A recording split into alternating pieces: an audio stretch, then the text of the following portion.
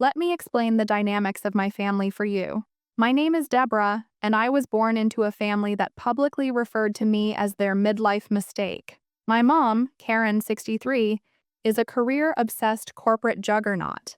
And my sister, Jennifer, 32, has never given a damn. My parents chose my pregnant sister over me on my 18th birthday, but karma revealed their true colors at her wedding. Concerning me and is 14 years older than me. I was an unwanted surprise when I was born.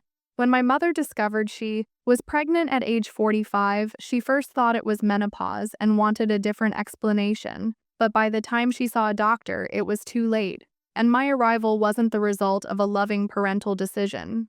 From what I've pieced together from overheard conversations and family whispers, I spent more time in the hospital than at home because mom never paid much attention, always saying that she had meetings that were too important to miss.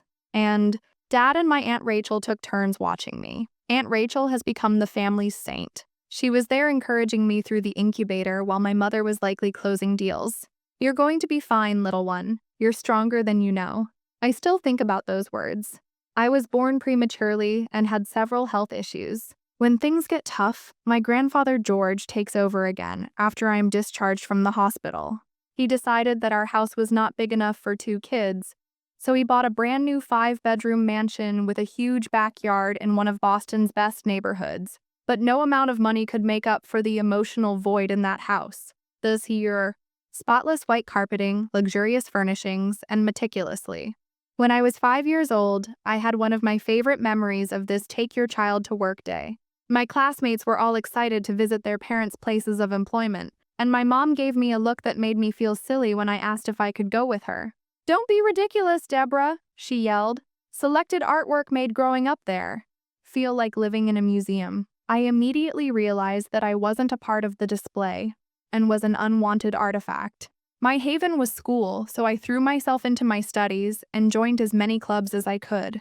I was a quiet, well-behaved child, and my teachers would say something like, "I have important meetings all day," and you'd just be in the way. In addition to the fact that the office isn't a place for children, Aunt Rachel gave me permission to paint and displayed my creations on her walls, giving me a sense of importance. Jennifer's lack of interest was apparent even though she was already enrolled in college when I started elementary school. During the holidays, she would come in and tell me about her amazing college experience without mentioning me, other than to complain about how her old room had become my messy kid space.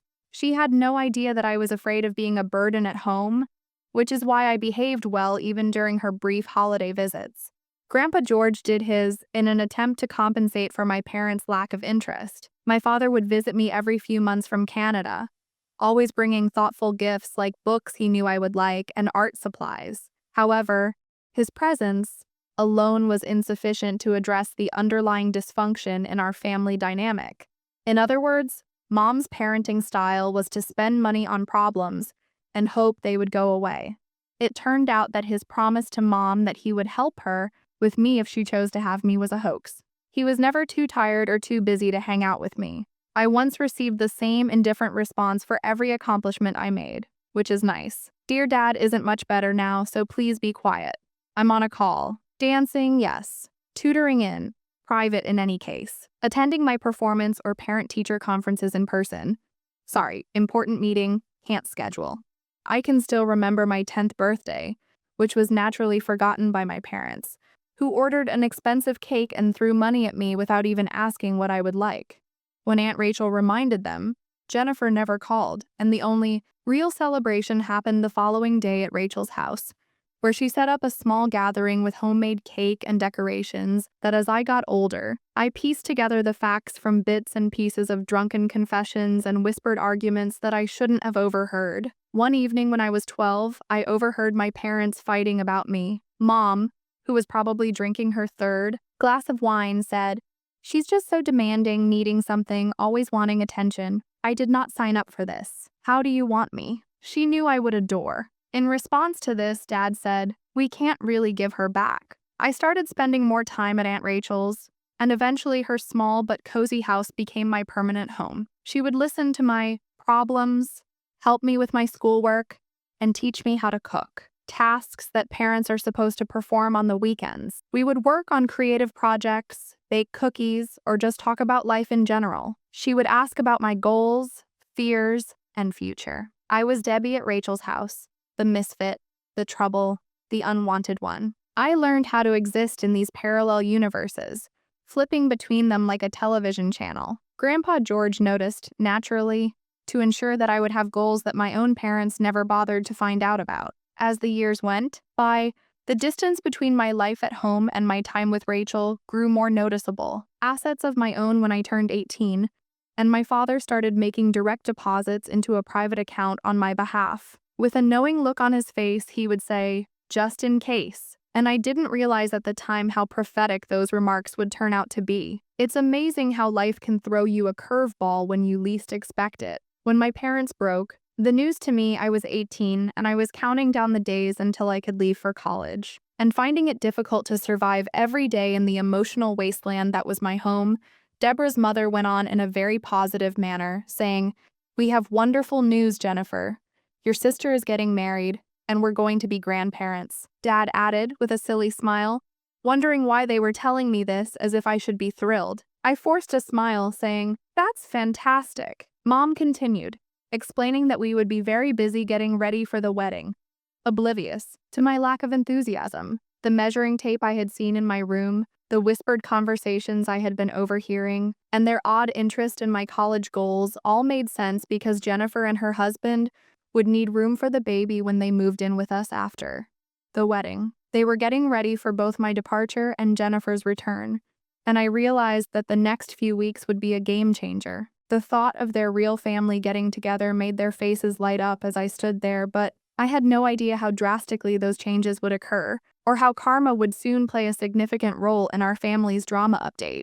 Let me explain how my parents officially removed me from their lives on my 18th birthday. Aunt Rachel made her traditional birthday pancakes and gave me the most. Grandpa George was the real surprise. I thought he was just being protective as usual, but now that I think about it, it seems like he knew something was coming. He sent me the newest smartphone and a letter that said to keep it handy and do nothing important when I got home to join in the celebration. He also gave me thoughtful gifts like books, art supplies, and a beautiful handcrafted photo album of our times together. Asked me to take part in a live video call. I had no idea that I would be recording the evidence that would turn everything around. I began the live video with Grandpa at noon and went home while discussing my morning with Aunt Rachel. Something didn't feel right when I opened the front door. There was a strange smell of fresh paint, and the house was eerily quiet. My heart started racing as I climbed the stairs to my room because something was obviously. I usually left my door open, but now it was closed, and when I turned the handle, I almost dropped my phone in horror. My room was no longer mine because it was covered in my pictures and artwork. The walls had been painted a soft shade of blue. My bed had been replaced with an elaborate white crib. Teddy bears were everywhere, and where my desk had been, there was a rocking chair to go with the nautical theme. I had also heard that the curtains had been changed. The sound of footsteps behind me at that moment startled my parents, who came out of their bedroom to find me filming. Deborah's mother asked, "Stern, why are you in this place? Why are you taping?" I was still processing the idea of my entire existence being erased, so I barely paid attention to what she was saying. My room, what happened to it? Where are all my belongings? Dad cleared his throat nervously. "You see, Deborah, we've decided to give your sister's child." With a beaming passion I had never seen directed at me, he said, "This room is perfect for a nursery because it has the most natural light, and our first grandson deserves the best." Mom interrupted, saying, "Jennifer is expecting a boy, the son your father has always desired." It felt like someone had punched me in the stomach. "But where should I sleep? And where are my belongings?" Dad said dismissively, pointing to the stairs. "When you leave, you should bring the boxes from the garage." My voice broke. "What do you mean? I call this place home." Mom's fake smile wavered.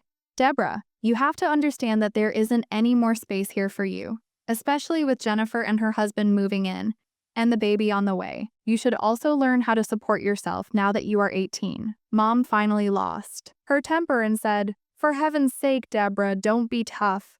This is about family, not about you. I am a member of your family." Tears were streaming down my face as I yelled, "I am your daughter, and my birthday is today. Did you not even realize it was my birthday? Dad rolled his eyes. Is it your birthday? The reason for this outburst was that we don't have time for such nonsense, and their indifference hit me like a blow to the body. Mom worriedly glanced at my phone, which was still recording everything while I was crying. She growled, "Stop making a commotion," and I fired back, giving the neighbors permission to see your true character. Dad's fingers dug cruelly into my arm at that point, and he snarled, "That's enough," and yanked and yanked. I'm not sure how long I sat there crying, but Grandpa George's voice finally broke through my tears. "Are you there, Deborah, my love? I saw everything. Don't worry, we'll figure this out for the time being. Go to Rachel's, shall we?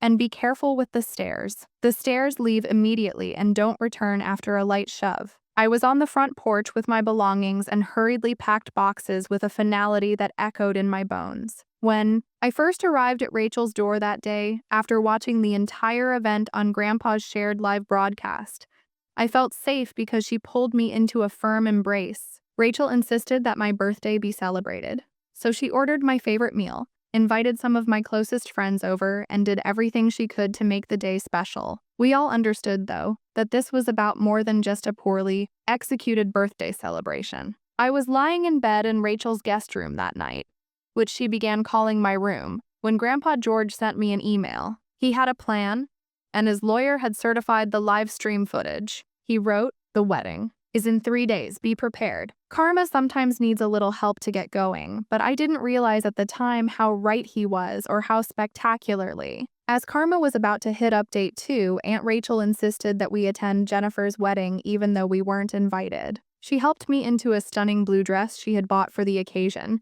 and said we had every right to be there because Grandpa George had specifically invited us. As soon as we entered the reception area, I noticed Grandpa, and I felt uneasy because he was seated at a table near the Jennifer, looked stunning in her expensive gown, and her new husband seemed like a kind guy, albeit a little overwhelmed by the extravagance. Throughout the ceremony, Mom and Dad looked like the perfect family they had always imagined, beaming with delight. Front-looking sharp in his expensive suit, his exact plans were kept a secret from me because he wanted to be ready for some justice, as my parents had imagined. Grandpa George suddenly stood up during the celebratory dinner as the congratulatory remarks got underway, and the shocked best man handed over the microphone to me. I watched from a corner table as my parents worked the room throughout the reception, boasting about their expected grandson and pregnant daughter. They probably hoped we wouldn't cause a commotion by purposefully placing us at the farthest table, if only they knew the danger that was ahead. Grandpa painstakingly detailed every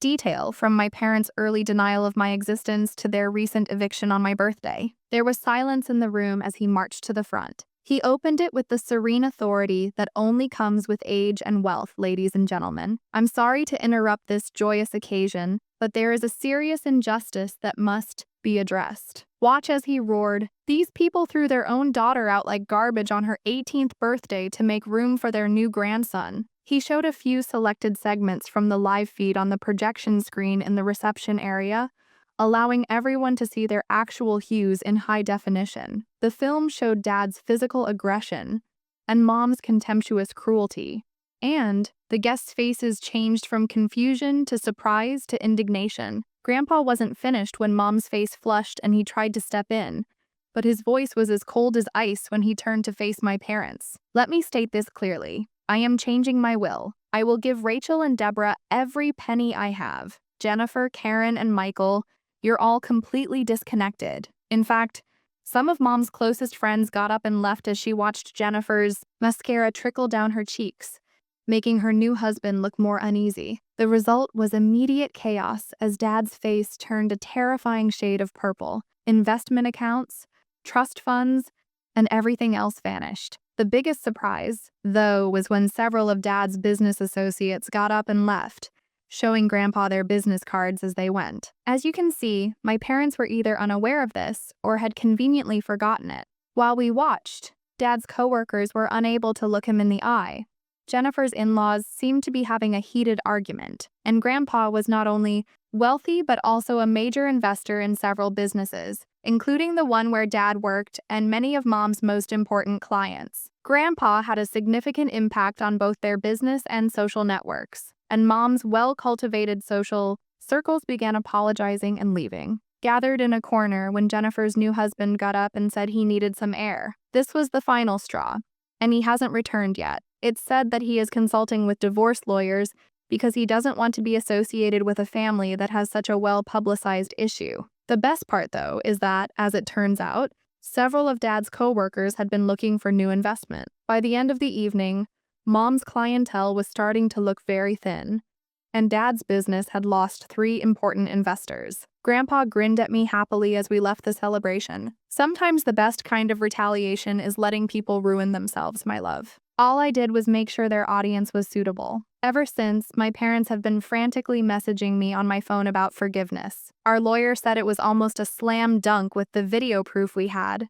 and the paperwork was already underway. The reputation of Mom and Dad was in ruins, their financial future looked bleak, and they had even tried to break into Rachel's house yesterday. When they arrived, I decided that enough was enough, and after looking at Rachel, I made the decision that would change everything. I want you to be my legal guardian. As they say, karma is a wonderful thing. Jennifer was abandoned by their social group when she was living with our parents. Her idyllic life was falling apart around her, and her husband's family was excluding her. Tomorrow, I'm going to file for a restraining order. It should be an easy win because of the video evidence of Dad's physical assault and their emotional abuse. If we want to pursue a civil complaint, our attorney believes we have enough money for one. Furthermore, Grandpa George wasn't kidding when he said that karma occasionally needed a little help, but it was worth every tear I ever shed to watch my parents' painstakingly preserved facade crumble. Third, even though the effects of the wedding have been completely devastating, karma did more than just strike back. It composed a symphony of justice that would make any vengeance fan cry with joy. Let's start with a court case. 2 weeks after the disastrous wedding, the court hearing for Rachel's guardianship and my restraining order was held. My parents had even hired a public relations consultant to help them develop their image, giving them advice on how to come across as contrite. The scene in the courtroom was unreal compared to her. They had even brought in character witnesses, mostly wealthy friends who were willing to attest to their commitment as parents, but they weren't prepared for what we had. In addition to the birthday video, our lawyer provided years' worth of financial documents that documented our commitment, and Mom wore her best worried mother attire, complete with natural makeup and modest jewelry. I will never forget the judge's expression as the video was replayed. She even stopped the proceedings to ask if I wanted to file criminal charges when it got to the point where they had embezzled the assistance money that Grandpa had been sending for my upbringing. It turned out that they had been moving the majority of it, more than $200,000, to their personal investment accounts and Jennifer's trust fund. The judge's decision was awful. In addition to being granted full guardianship, they were required to pay Rachel back for all of the money that had been embezzled from her support plus interest, and they had to keep at least 500 feet away from Rachel. Dad physically pulled me out, but I refused. It was enough torment to watch their world fall apart. She was adamant about sending the case to the district attorney's office for examination for my parents. Do you remember the wedding's business contacts? They weren't just walking away after a number of investors left, according to the restraining order that was granted. Dad's company conducted an internal audit that exposed several questionable decisions he had made, and he was demoted to a position with little real authority or client contact, but he wasn't fired outright. Interns now share a cubicle. When the video of her brutally evicting her own daughter went viral in local business circles, Mom's career collapsed with the man who had previously held the corner office. Her once advantageous reputation as a brutal businesswoman was now viewed differently, and clients canceled contracts citing ethical concerns. She now reports to someone who was once her junior associate after her corner office was moved to a cubicle 3 floors down the hall. Following a particularly tense board meeting where the video was shown, their membership in the country club was canceled to avoid them, and their names mysteriously vanished from the donor wall. When their church asked them to take a break from committee work, their carefully constructed social standing that they had spent decades building fell in less than a month. Things haven't gotten much better for Jennifer either. 2 weeks after the wedding, her husband filed for divorce, claiming that she had fraudulently misrepresented the family's character. She still lives with our parents, wearing maternity clothes from the department store instead of her stylish pregnancy outfit. The room where they evicted me, the nursery, is now empty and rarely used, and her ideal suburban dream has devolved into sharing her old adolescent bedroom with Grandpa George. Wasn't threatening the will in a pointless manner. Instead, he effectively transferred most of his assets out of my parents' control by having his lawyers establish an irrevocable trust. For Rachel and me, they have since received eviction papers from the house they live in, which is officially owned by one of Grandpa's businesses.